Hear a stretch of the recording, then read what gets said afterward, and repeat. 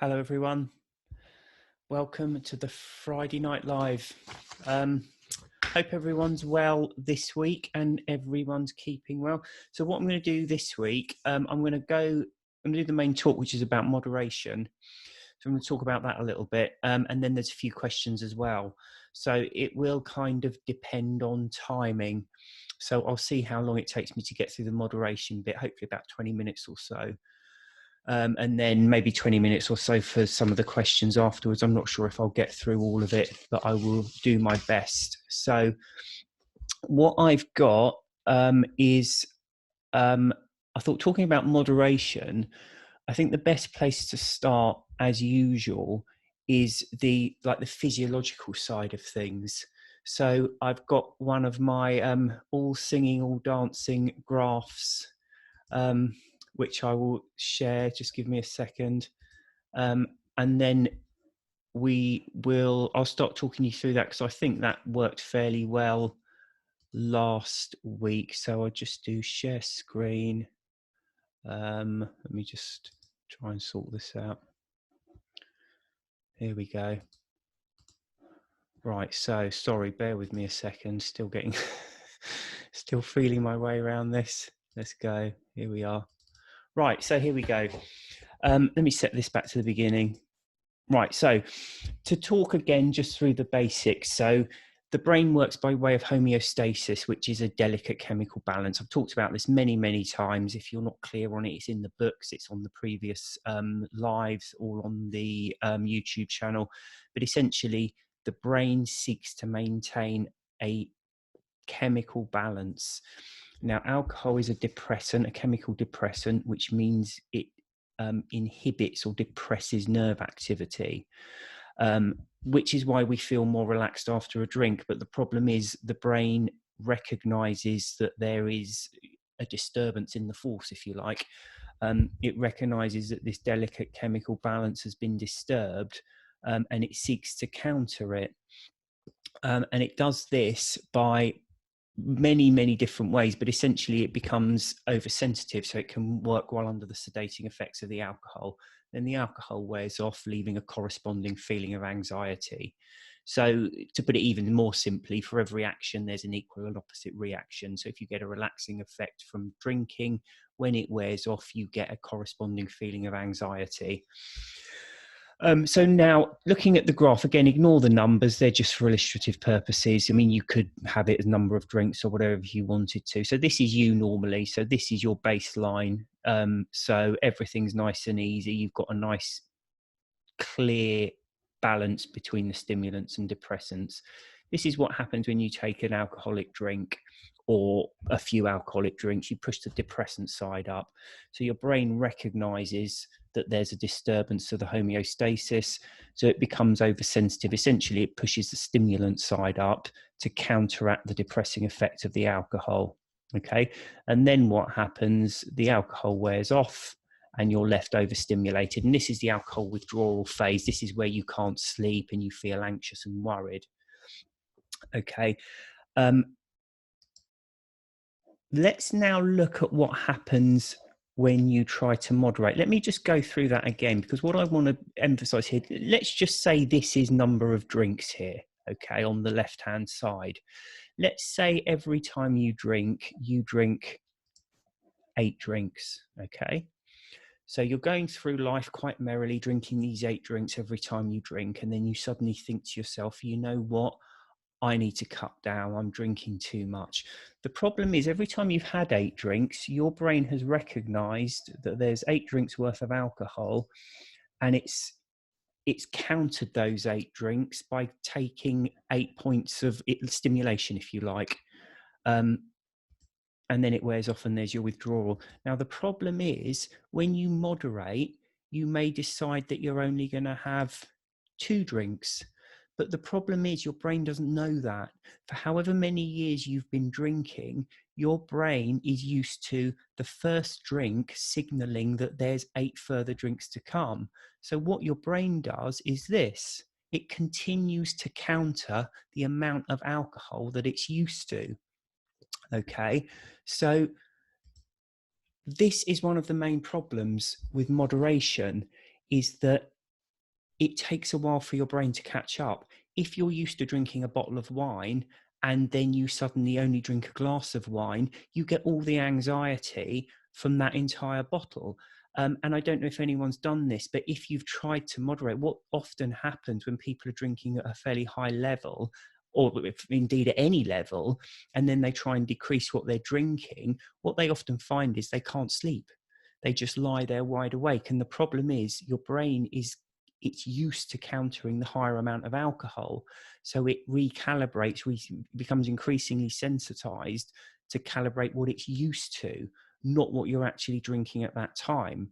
So that's one of the main physiological problems with moderating is it's very easy to drink more, but it's very, very difficult to drink less.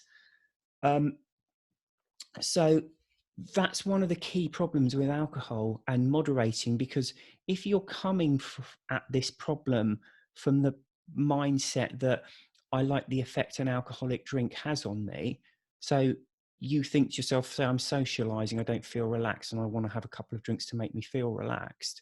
The fact of the matter is that alcohol is not going to last all evening. Okay, even at a very basic level, it's going to wear off. And when it wears off, presumably you're then going to want another one. Okay, but the problem is even more increased because alcohol doesn't wear off, leaving you as you were before. It wears off, leaving that corresponding feeling of anxiety. So if you start the evening thinking, I don't know, I'm stressed, I want a drink, whatever it is, and you have that drink, when that drink wears off, you have all the original reasons you wanted to have a drink, plus you have increased anxiety and nervousness from the withdrawal. So it becomes increasingly difficult to resist the next one. This is one of the key issues that I think people need to get straight in their mind. Too many people liken alcohol to food. So if you're hungry and you crave a pizza and you eat a pizza, you stop wanting a pizza. Okay, that's nice and simple. Drugs don't work that way. Okay, drugs create the need for the next dose. So when it wears off, you want the next dose even more than you wanted the first dose. So moderation is inherently problematic. I find it irritating when people talk about moderation with alcohol, because to even contemplate moderating, you're kind of buying into the myth that alcohol isn't addictive. Okay, society is based on our consumption of alcohol in this society is based on the fact that it isn't addictive, but it is. Okay, and when you talk about moderation, you're denying its addictive qualities. In fact, you're doing more than that because you're buying into the whole myth that it's necessary and an important part of our lives.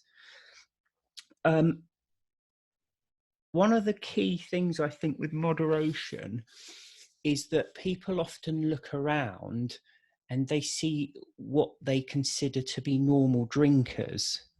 Okay. And also, most of us will remember a time when we could take it or leave it, where we could just have one or two. So I think it's worth just talking about that. With any drug, okay, there's a take it or leave it stage at the beginning. How drugs work, they give us an initial apparent benefit, and when they wear off, they leave an unpleasant feeling, okay? So any dose of any drug, even the first one, when it wears off, it leaves an unpleasant feeling as it wears off, and it needs another dose of the drug to replace it, okay? But that's not where the addiction kicks in. The addiction kicks in when you actually take that second dose and you start to realize that that second dose is what relieves the unpleasant feeling, okay? Lots and lots of people, what they do is they will drink a few glasses of alcohol of an evening and then they will go to bed. So one point to take away is they sleep through most of the withdrawal anyway, and it will impact their quality of life because it will disturb their sleep. But they don't actually realize it's there. And then when they wake up, again, the alcohol withdrawal will be there, but most people don't wake up and take another drink. Okay, so people can go through years and years and years, one, not realizing that the withdrawal is actually there, and two, it would never dawn on them, even if they did realize it was there, to take an alcoholic drink to relieve it. But when you start to understand on a conscious and unconscious level that when an alcoholic drink wears off, it leaves an unpleasant feeling and it needs another drink to relieve it, you can never forget that information. Okay, your body will trigger the desire for an alcoholic drink when one starts to wear off. So if you're a teenager and you're taking your first alcoholic drink, and let's say you have 4 or 5 beers, you feel rubbish the next day, you will have sickness, tiredness, and you'll also have that alcohol withdrawal, that anxiety within you. Okay, but you don't sort of carve them all out separately and understand them separately. All you know is that you feel rubbish and you know it was the fault of alcohol, and in a few days, a day or two, you start to feel better. Okay, and that's it. It doesn't have any particular effect on you other than that. But over the years, like we drink on a Friday and then we have a drink on a Saturday, your subconscious starts to appreciate that actually, although you feel rubbish, another alcoholic drink does make you feel better because it relieves the withdrawal, the anxiety, it anesthetizes the tiredness, it can anesthetize the nausea, it can make you feel better. So as you start to drink and start to realize that actually hair of the dog does work, it does make you feel better. When you feel awful from drinking, you have another drink, you feel better. That's not something you can ever forget. That's learned behavior. Okay. And when we learn something, we cannot unlearn it. So people who associate the withdrawal with taking another alcoholic drink will always associate that withdrawal with taking another alcoholic drink. And again, that's why moderation becomes so difficult. There's another point I think worth making about moderation, which is kind of a catch-22 situation, in that if you don't want something, it has no power over you. Okay. If you do want something, it has power over you. That's at its very simplest. And the more you want it, the more power it has over you. So if I want, I don't know, an object or a drink or a drug or whatever it is, it's a simple question. How much do I want it? Do I want it more than I want to keep my job? Do I want it more than I want to keep my family? Do I want it more than I want to keep my life? And the more I want it, the more I will sacrifice for it. Freedom from anything, be it a person or a drug or anything, comes from not wanting it. Okay, if you have no desire for something, it has no control over you at all. Okay, people who want to moderate want to drink. It really is that simple. And if you want to drink, it holds power over you, which means it's going to be dangerous for you to dabble in it. And that's something I think it's very difficult for anyone to get away from. There are lots of people out there who quit and quit successfully. So I've done this. I've quit now for 6.5 years. I have no desire to drink. One time I think I had flu or something, and I took some night nurse. I thought, well, that tastes disgusting and familiar. And it's got something like 20% alcohol in it. So it's the equivalent of having like a glass of sherry or something, or port. But the fact of the matter is, it didn't do anything to me because I didn't want it. Okay. So it's theoretically possible for people to quit drinking and then to have one or two. But the problem is, if they want to have one or two, then they can't successfully quit. So it is a catch-22 situation. The only way you can quit drinking, the best and most successful way of quitting drinking, is to not want it anymore. And if you do want it, it holds power over you. And that's part of the problem with moderation. If people quit drinking but say to themselves, I want to somehow moderate, they're buying into the whole myth that it's enjoyable, that they need it to cope with and enjoy life. And that's part of the problem. I think that's pretty much all there is to say on moderation. But I think there's one final point. If you're determined to try moderation, well, in fact, no, there's two more things I need to say on it. Firstly, you do come across people who are moderating. Okay. And it's happened to me a few times, and people have said, I read your book, it's great, blah, blah, but I am actually moderating or have the occasional drink. They can usually be divided into two groups of people. One is a group of people who have genuinely lost any desire to drink. but they almost, you know, they'll be at a wedding or something, be offered a glass of champagne, and they just sort of take it and sip it and sort of put it down somewhere. So they're not necessarily moderating per se. They're just not quite at the stage of wanting to admit either to themselves or others that they've stopped drinking. But the problem is, the more common type of moderation, the people that say, well, I'll only have 3 drinks, or, you know, I'll only drink on weekends, or I'll only do this, this, and this. But the problem is, they end up obsessing about alcohol as much as they ever did when they were drinking. And that's part of the problem, because so for me, I do not drink. Okay. And that's a given. And that's it for me. I don't drink, whether I'm on holiday, whether it's Christmas, whether I'm out for friends, no matter what the situation is, I don't drink. Okay. I spend a lot of my time thinking about alcohol because of this part of my life. So I spend a lot of time thinking about it, deciphering it, talking about it. But I spend zero amount of time contemplating whether to actually have a drink or not, because I don't drink and I'm never going to have one. And it's nice and simple. But as soon as you start to say, well, I'll drink in this situation or that situation, suddenly you end up obsessing about it all the time.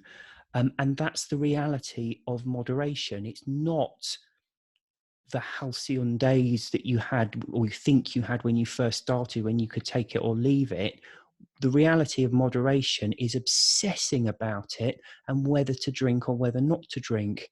Now, the other problem is, every drinker has their rules about drinking, whether they're conscious or subconscious.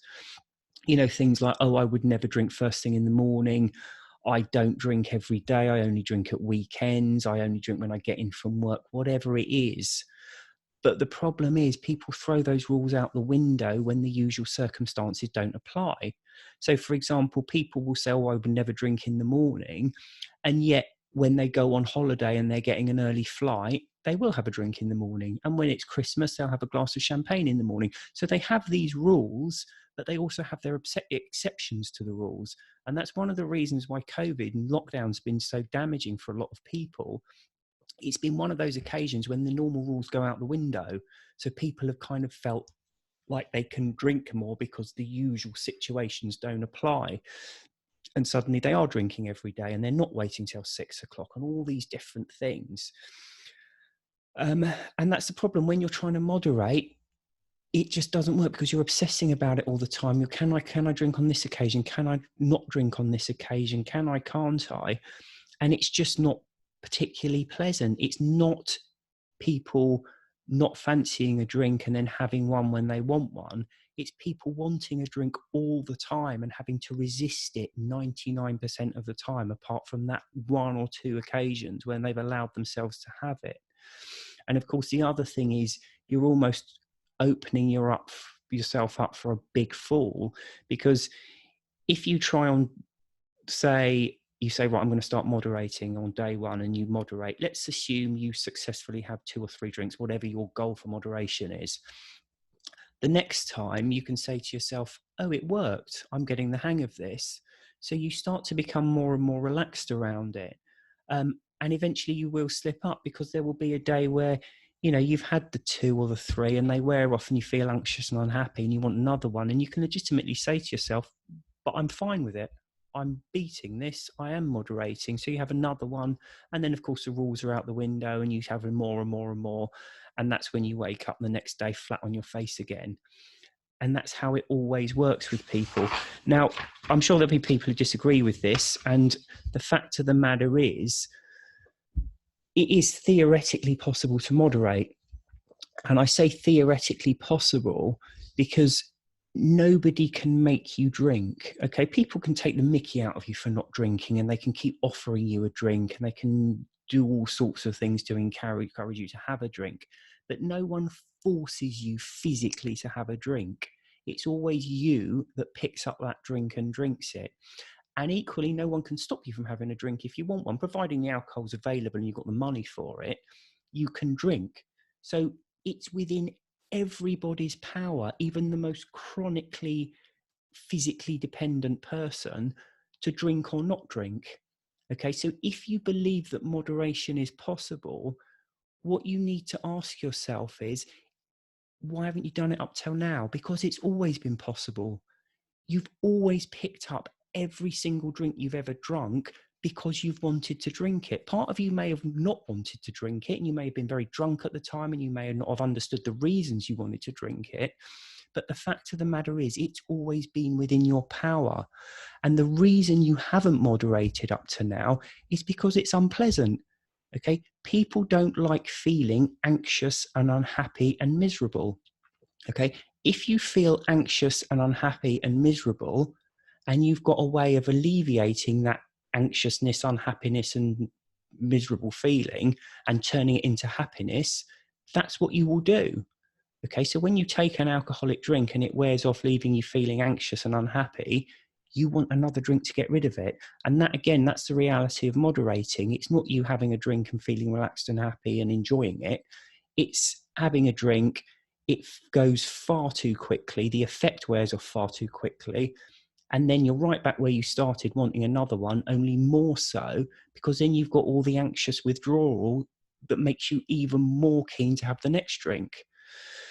So I think that's the final point to make. Just remember that there's reasons why you haven't moderated in the first place. There's reasons why you drink at the level you drink at the moment. It's because people don't like feeling anxious and miserable. And when they feel anxious and miserable, they take the obvious step to relieve it. And for heavy drinkers, when that miserable feeling and that anxious feeling is to do with alcohol withdrawal, the easy way of relieving it is to take another drink. I hope that was useful for everyone. I will try and see if there's any comments, but I never quite managed to do that for some reason. I'll move on to some of the questions anyway. So there's quite a few as well. How long have we got? About 20 minutes, so that was about right at least. I've got something right there. So we've got the questions now. So the first question there was how to say a meaningful sorry to loved ones. Now, I don't think there's any easy answer to this other than time, because most people who are trying to quit drinking have tried several times. And the usual dynamic is you do something stupid, you upset a loved one, and you say, I'm going to stop drinking. And then a day or two later, you're drinking again, and you do the same. And it just repeats and repeats and repeats. So when you turn around to someone and say, I'm really sorry, I'm going to stop drinking, they don't believe you. Okay, because you've said it 1,000 times before and you never follow through with it. The only way to convince them that this time is different is to stop. And as the days turn into weeks, months, and even years, they will realize that actually this time is different. And that's the only real way you can do that. How to prevent your kids going down the same track. So obviously I've got young children, so I have a fairly similar thing. And I just tell them about alcohol as I see it. Which I know a lot of people don't necessarily agree with, but I just explain to them that it's a drug, and I sort of explain to them how drugs work. They give you a feeling, and as it wears off, they leave an unpleasant feeling that need another dose of the drug to relieve it. And that's what I tell them about alcohol. I know a lot of people kind of talk about wanting their children to have a healthy relationship with alcohol. I don't see a healthy relationship with alcohol. It's a drug. I see the healthy relationship as in not taking it. It really is that simple. So that's what I say to them. Obviously, they'll grow up and make their own decisions, but that's how I address it. There's a mention here, actually, this is probably not so much a question, but it's the strong link between staying off the poison and a good diet and exercise routine as a topic. That's probably something maybe to address as an entire topic. But what I would say is giving up alcohol successfully, because we tend to use alcohol as stress relief, it's the best way of giving it up is to have an alternative stress relief, because lives are stressful. We do have stress in our lives, and you will encounter stress when you quit drinking. Quitting drinking means a vastly improved quality of life, but it's still life, and life is not perfect. So you do get bad things happen, and you need to have like a backup plan in place for when stress starts to really bite. And exercise is a fantastic one, but as I say, that's probably maybe a different topic. It might also be worth mentioning that because of the way the stimulants work, alcohol increases your heart rate. Now, when your heart rate increases, that's your body sends messages to your brain that you need to sit down and rest. So drinking tends to make people tired and lethargic and want to sit down, and it robs them of energy. So when you stop drinking, you will find you have a bit more energy. So it's often a good thing to channel that into exercise anyway. The next one is, you might be covering this anyway, but if you are alcohol free 6 out of 7 days and then have a glass or bottle of wine on day 7, does your body have to go through the whole detox sleep reset? Pretty much, yeah, because when you have that alcohol, your brain will counter it by becoming overly sensitive. The alcohol will wear off, and then you will have that period of anxiety that will stop you sleeping. So it will ruin your sleep. There'll then be a day, maybe 2 days, while your brain chemistry gets back to normal. It won't be the same as if you were drinking for months and months, but you will still have a reset there. What I would be more concerned about is why you're drinking at all, because, as I say, going back to what I was mentioning earlier, to successfully quit, the goal is to not want to drink. And if every few days you're finding you want to drink, then I think you need to drill down into those reasons and start to really identify them and try and analyze them. Someone's put, one topic I would like to hear some info on is, why is it so hard to quit? No matter what I do, nothing sticks. Completely lost at the moment and drowning a bit.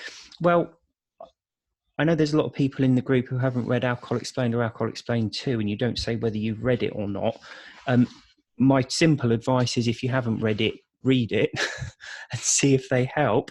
And if you have read them and they haven't helped, keep looking, because they don't fit everyone. They seem to help a lot of people, but I'm not going to say they help absolutely everyone, because clearly they don't. We're all different.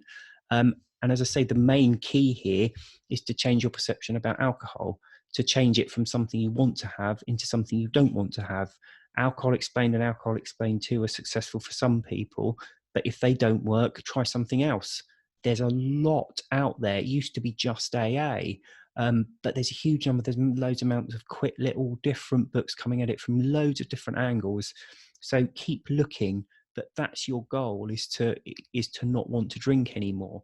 Having said that, if you can, so say if you want to drink 100% of the time, if you can lose the desire to drink 50% of the time, so you're only then dealing with resisting temptation for the other 50, that's still good, and that's still better than nothing. I mean, some people quit but have the odd desire to have a drink. Don't worry about it, because the odd desire is manageable.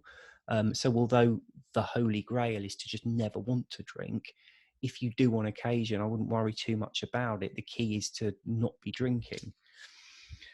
Hi, William. I'm in the happy position of being completely alcohol-free for 80 days. Fantastic. Well done. Thank you for your wonderful books, which help so much. I still have cravings every night, but I'm able to overcome them at present.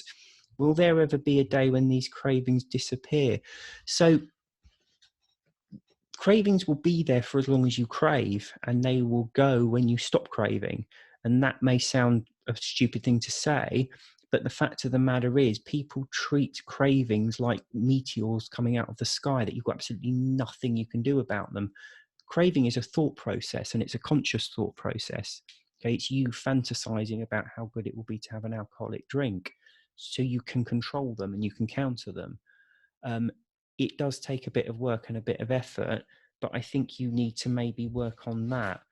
I think 80 days is fantastic, but yeah, the cravings they can just disappear, because let me give you an example. If you think to yourself, I have the best time out with my friends when I'm drinking. Okay, so the first time you go out with your friends, you're going to be miserable because you can't drink. So you'll be craving an alcoholic drink. But chances are, at one point during the evening, you'll be chatting and you'll forget about drinking and you'll start to have a nice time. Okay, so the next time you'll think, oh, actually, I did start to enjoy myself last time when I wasn't drinking. So experience will prove to you that you can enjoy yourself without alcohol. So as you become more experienced at doing certain situations without drinking, you become better at it and you will crave less and less. So experience can do it, but also understanding and knowledge. And I think maybe you need to come at it from both ways. But what I would always say is never forget with a craving that it's fantasizing, it's fantasy, it's the idea and not the reality with alcohol that drags us in. I've said this many times, but all alcohol is it's a drug that makes you feel slightly dulled and then produces a feeling of anxiety afterwards. And it just so happens that instead of injecting it or snorting it, we drink it in a load of refined sugar and it tastes foul. Keep it in perspective. That's all it is. It's not this massive thing that you need to enjoy your life. Here's an interesting one. I'd be very interested in your thoughts on codependency and alcohol. If I set a target and do it for myself, I'm fine. But as soon as the we creeps back in, I cave. So I think what you're saying there is quitting with someone like a partner, and then them kind of caving in and you caving in with them. I think you have to make your sobriety independent of anything. Okay, so it needs to be independent of another person, but it also needs to be independent of pretty much anything. And I don't think you can be reliant. You have to be able to go out and live your life. Okay, so if you're quitting with another person and they keep failing, then I think at some point you're going to have to just say to yourself that you will you're going to quit on your own. I'm not sure there's much more I can say about that. Day 4 for me. So any good tips and podcasts to listen to while walking would be good. I don't know. I mean, I've been on a few podcasts, but there's a lot of them out there now. So what I would suggest is do a post in the group asking for recommendations for podcasts. I'm sure you'll be absolutely inundated with suggestions. The next, I've got 2 very practical questions here. Did you go to AA? Yes, I did go to AA. I went sort of 2 main stints to AA. I went for a few months. I think I'd quit drinking and I went to AA, and then I started again, stopped going, and then I went back again. So I did do AA. I did sort of 2 stints of it. I know people have got very mixed views of it in the group. I know a lot of people rely heavily on it and love it, and have read Alcohol Explained and do almost like a tandem approach, and it works fantastically for them. And I know a lot of people hate it, really don't like it. And I think all I would say on AA is it's a big organization with lots and lots of meetings. And like all of these things, AA isn't an independent living body. It's just a lot of people. And if you meet the wrong people, you're going to have a very bad impression. And if you meet the right people, you're going to have a very good impression. So I was very lucky. I went to a meeting in Ealing and it was really positive, and there was a chap there who made it fun, and at the end of it he used to make everyone jump for joy. It was a really I know it sounds ridiculous, but it was a really positive kind of embracing sobriety and isn't this fantastic. So it had a really good feeling to it. But all I would say is for people that do like AA and are in the group and sometimes get attacked, just bear in mind that dynamic is AA is the big name in quitting drinking. Okay, so 99% of the people, if they wake up one day and think this is getting out of hand, I need help to quit, they go to AA. Okay, if it works, they never go any further. Okay, but if it doesn't work or they have a bad experience, that's when they look elsewhere. And that's where they find things like Alcohol Explained. So I think the dynamic is there's a lot of AA groups out there with lots and lots of AA people in them. Alcohol Explained, if it's anything, it's got people in who have either had bad experiences with AA or it hasn't worked for them. So just bear in mind that if you really want an AA group, there's lots of them out there. You're more than welcome to be in Alcohol Explained, but just do bear in mind you've probably got a dynamic where you've got a higher than average people who have AA either hasn't worked for them or they've had a bad experience. And the other question, how long did it take you to write your books? So the first book, I can't remember because I think I started writing it and gave up on it and left it for ages and then came back to it. And I've got a feeling I might have done that once or even twice. So I can't remember time-wise how long it took in the end. The second book was a bit different because the second book was more made up of stuff I'd explored over the blog posts. So it was almost like just cobbling them together and then going through and expanding them on them a bit and sort of rewriting them, but not very long. I think that was a month or so. I find when I find it's an easy thing to put off doing, but the ideas kind of float around. So I think when I do finally sit down to write it, it's probably over time and it all kind of comes out at once. And I usually quite enjoy doing it, but so it's usually fairly quick. How are we doing for time? Oh, we're okay for time, aren't we? So let me just see if I can get on to any questions there. Right, so the next question is, I'm helping out a great lady who's the wife of an alcoholic, and he's been on a binge for weeks now. He won't talk to her, didn't even wish her happy birthday last week, and she can't figure out what to do to help him. Any input you could give will be super appreciated. Honestly, I don't really know what I can say to that. I mean, if someone's desperate not to speak to anyone, it's very difficult. What you can do, I mean, most people eventually come out the other end of these binges, and that might be the time to actually speak to them. But it is very difficult, I'm afraid, and I don't know that there's much I could say. It's a very personal thing. Sometimes it's easier to get people when they've just woken up because they can be a bit more compos mentis, but it doesn't always work that way, unfortunately. The next question is an interesting one. Does fading effect bias ever actually go away? So fading effect bias is that universal trait whereby humans tend to look on things that happened in the past much more positively. So when we look back on our drinking over time, we tend to see it much more positively and look on the good side of it. I don't think it ever does go away, but I think it's very easy to counter it, and that's just to be aware of it and bear in mind the reality. A lot of this stuff, I kind of think of it as lazy thinking. If you just let your thoughts float around without really analysing them too much, you'll end up thinking about, oh yeah, I used to love having a drink on this or that occasion, and oh, wouldn't it be lovely to have a drink now? And actually, it just does take a lot of effort to pin it down and think, did I enjoy it? What was so great about it? And when you actually delve down into your memories, you start to remember that it wasn't like that at all. And as I say, and then when you start to think to yourself, oh, it'd be nice to have a drink now. Well, what would be nice? You just feel slightly dulled and then anxious afterwards and to ruin your sleep. What's nice about that? So a lot of it, I think, is fading effect bias is a trait. It doesn't go away. It doesn't stop existing, but it's possible to counter it, is my point.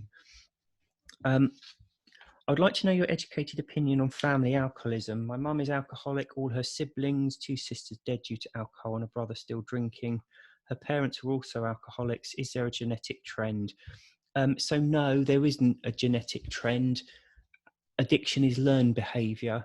I think I showed that quote last time. I'll see if I can find it again now and screen share it. I ended up keeping it because it was such. So this is Professor David Nutt. Not his most recent book, but another one. Let me see if I can get it there for you. And I think it, here we go. Oh, it's good, this technology, isn't it? Here we go. So there it is. Let me see if I can, there we go, that's better. Right. There's a general understanding that genes are never the whole story. While genes might predict vulnerabilities, this is vulnerabilities to becoming addicted. Not having those genes certainly doesn't make us invulnerable. This is particularly true in terms of vulnerability to addiction, as it's learned behavior that requires voluntary repetition in order to become habitual. Okay, and that's the key there. It's learned behavior that requires voluntary repetition in order to become habitual. So there will be differences between people. So how I react to alcohol will be different to how someone else reacts to alcohol, and the stimulant reaction will be slightly different. So there are differences, but the fact is, alcohol's addictive. Anyone can become addicted to it. And it really is that simple. There is this trend, but don't forget, children learn from the adults that they are around. Okay, so if you're bringing up a child in an environment where the adults are reaching for a drink every time they're stressed, every time they have an argument, every time they get in from work, that's what the children are learning. They're learning that behavior. They're learning that that's how you rely on stress. So if children grow up among people who are drinking all the time, they're likely to be drinking all the time themselves. And because alcohol is addictive, they're going to become addicted to it. So it really is that simple. The genetic side of things, it always triggers a very hearty debate. And one of the reasons for that is, so the AA approach is that you are different. Okay, it's either spiritual or it's genetic or whatever it might be. You are different, so you can't have a drink. Everyone else can drink, they can drink normally, but you can't. And that's the thing that stops people picking up that drink, the knowledge that they're different to other people.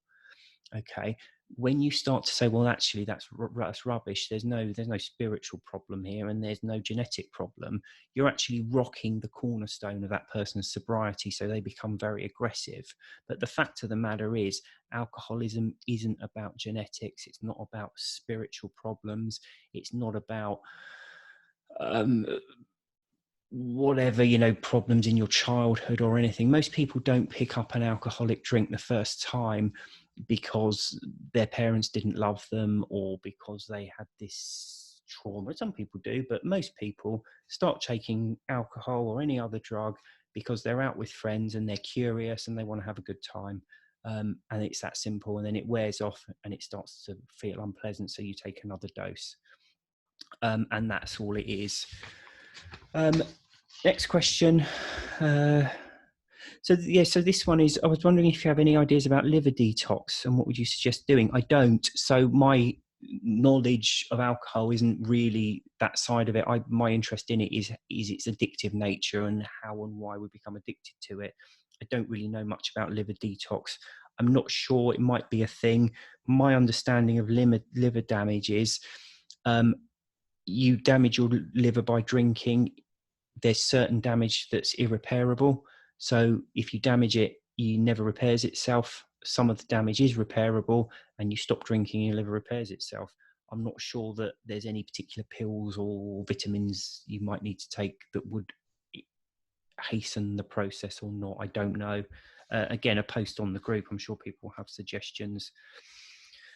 How to deal with anxiety feelings when going to the store. I always feel very nervous passing by all the alcohol aisles in the stores, mainly in the beginning stages of sobriety. So again, I think this goes back to your sobriety needs to be strong. It needs to be strong enough to survive a partner drinking. It needs to be strong enough to go to the supermarket and walk past the alcohol aisle, because unfortunately, something like 87% of the people drink. Your sobriety cannot be reliant on not seeing alcohol, because frankly, if it is, you've already lost, you've already failed, because there's a lot of alcohol out there. There's a lot of drinkers. Every time you put the TV on, every time you watch a film, every time you open social media, there's people drinking. So if your sobriety is reliant on you never seeing anyone drinking and never seeing alcohol, you're either going to fail or you're going to spend your whole life locked up at home.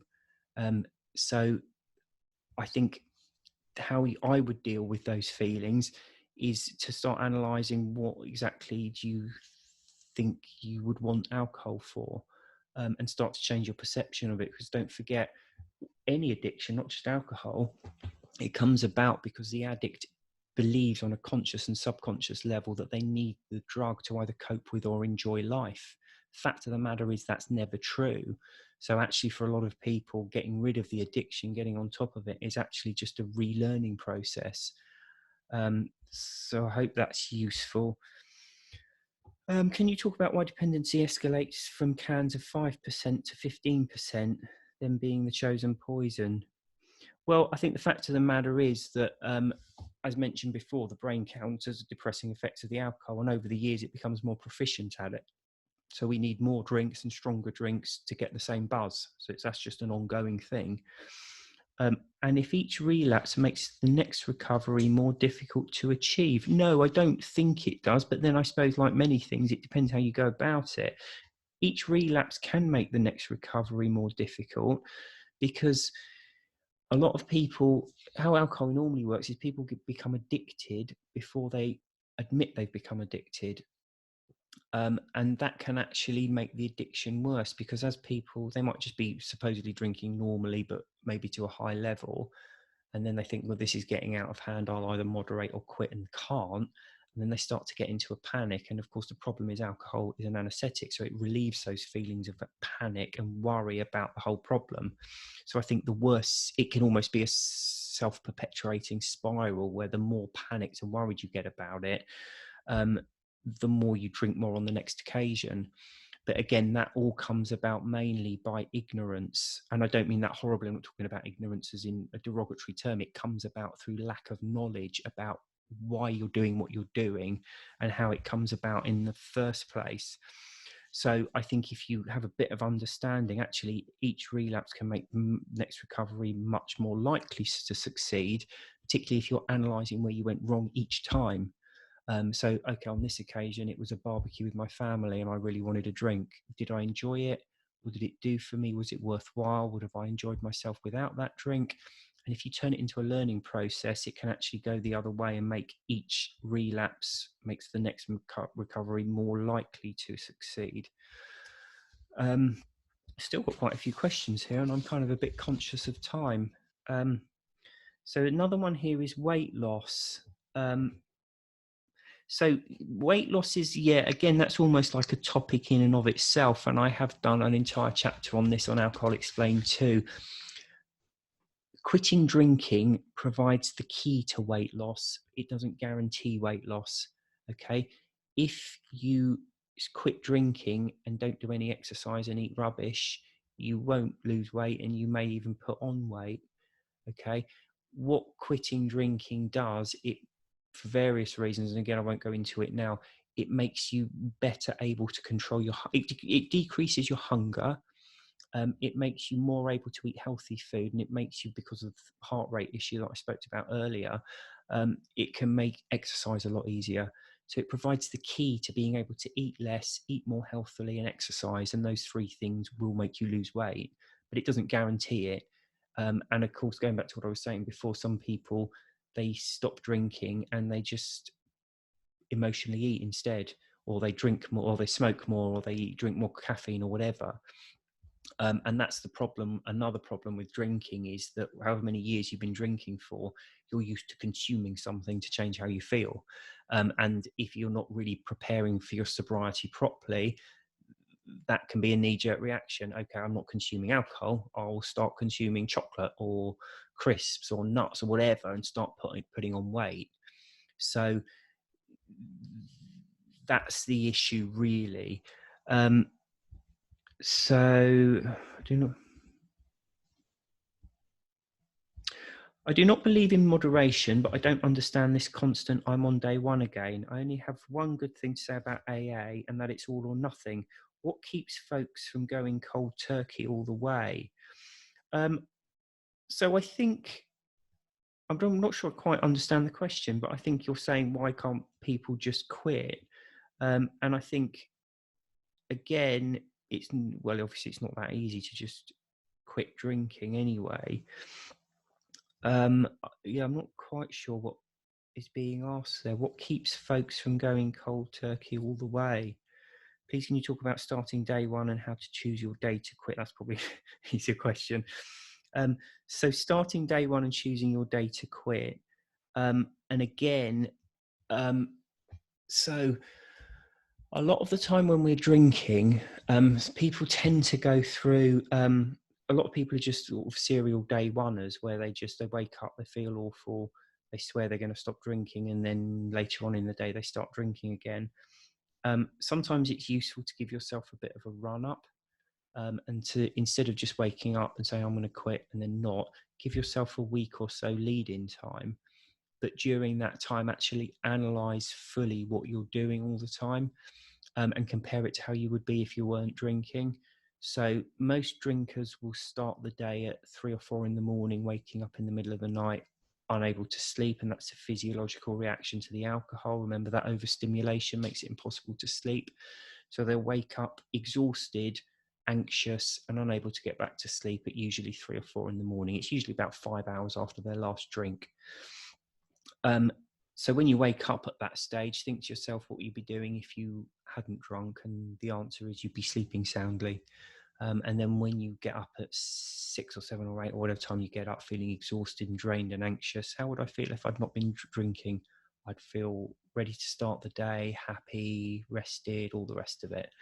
And you ask yourself that question right through the day, and particularly when you have your drinks. So when you get to the evening and you think, oh, I finally get to sit down and have a drink, that drink will make you feel wonderful. It will make you feel relaxed. It will take away all the anxiety and all the tiredness, and it will make you feel as I feel all the time, because I don't have the anxiety and the tiredness to begin with. So even that very first drink of the day, the supposed reward you get for all the misery, is nothing. You're not actually getting anything, because that's how you'd feel all the time if you'd stop drinking. And actually, if you go through a few days of that, really thinking about it all the time, you can fire yourself up quite well to going into day one, not just another day like the other 500 where you failed every time, but actually having a bit of momentum to it. So that might be, I hope that's useful advice. I'm 32 days alcohol free and no plans to moderate. Good and well done. I've had enough alcohol to last a lifetime. I'm 61. I know there will be harder to resist temptation, so I brace myself for that. If I should accept the belief that I can moderate, then that will encourage me to give in to temptation, and what a slippery slope that will be, which is exactly my point. Yes. My question is, I feel tired and get headaches. I'm just wondering if this is still partially due to my body adjusting. So possibly. 32 days is kind of on the outside, and I would have expected you to be feeling okay. But what you don't say is how much you were drinking and for how long. Because when you stop drinking, the alcohol has to leave your system. The excess stimulants, that brain chemistry has to go back to normal. But then people who drink regularly, because their brain's been overstimulated for so long, it then goes back to normal, that makes them very tired for a period. It's usually over in about 3 or 4 weeks, although I have known people to go for a month and still have it. So it's possible that it's to do with the alcohol, but that would only be if you've been drinking daily for many, many years. If not, and I would maybe give it another couple of weeks and see how you go, but it might not be. It might be that it's unrelated to alcohol. Not everything is related to alcohol withdrawal. Okay, so some people quit drinking and they have problems sleeping or anxiety, and that might be the time to go to the doctor, because there might be another reason for it. This is an interesting one. If possible, could you maybe talk about the fear of slipping up? I'm doing really well and I don't feel the urge to drink, but I have a terrible fear that I can never let my guard down and always obsess about it.